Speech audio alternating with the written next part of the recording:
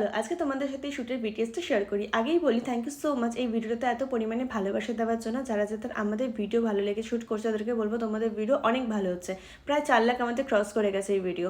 আর সেদিন আমরা গেছিলাম ভর্তির বিলে, তোমরা প্রায় অনেকেই জানো, প্রায় তাও আমাকে অনেকে তোমরা কমেন্টস করেছিল, সে কারণে আরেকবার বলে দিলাম। ব্যারাকপুর থেকে একটা অটোতে নীলগঞ্জ, ওখান থেকে আবার টোটো করলে ভর্তির বিল সোজা।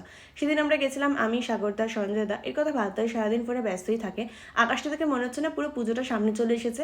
আর আমি সেদিন ফার্স্ট টাইম গেছিলাম ভর্তির বিলে, আমার জায়গাটা অসাধারণ লেগেছে, কিন্তু প্রচণ্ড রোদ্দুর ছিল, ভীষণ হাওয়াও দিচ্ছিল। কিন্তু কতটা যে রোদ্দুরের মধ্যে আমরা শ্যুট করেছি একমাত্র সেটা আমরাই জানি।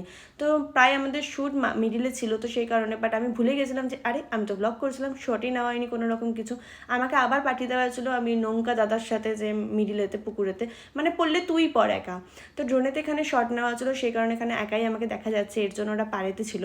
তো এটা আমার সেকেন্ড ড্রেস ছিল, যেটা তোমরা দেখেছো ভিডিওর লাস্টে অ্যাটাচ ছিল।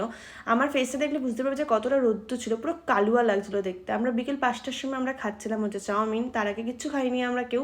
তো সকাল থেকে শ্যুট চলছিল। এটা প্রায় আমাদের 1 বছর আগে ভাবনা ছিল, তো সেটা আমাদের 1 বছর পরে গিয়ে সেই ভাবনাটা আমাদের ফুলফিল হলো আর কি। আর সেটা সত্যি কথা বলতে আমরা ভীষণ ব্লেসড। বাট আমি তো জানতাম না যে এখানে আমাকে পুকুরে চোবানো হবে। যদি জানতাম তাহলে তো ও শেষই হয়ে যেত। আর আমি তো এখানে আমার ফেস নিয়ে কিছু বলতেই চাইছি না, পুরো কালুয়া লাগছে দেখতে। তা ওই গরমেও আমাদেরকে ওই আমড়া মাখা আর পেয়ারা মাখা খেতে হবে, মানে ভাবো কতটা মানে ইচ্ছা আমাদের। আর এদের দুজনের মুখ দেখে দেখো যে এরা কতটা বেশি এক্সাইটেড খাওয়ার জন্য।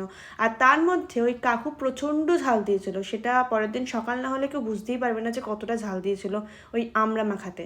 তো আমাদের শ্যুট প্রায় কমপ্লিট হয়ে গেছিলো।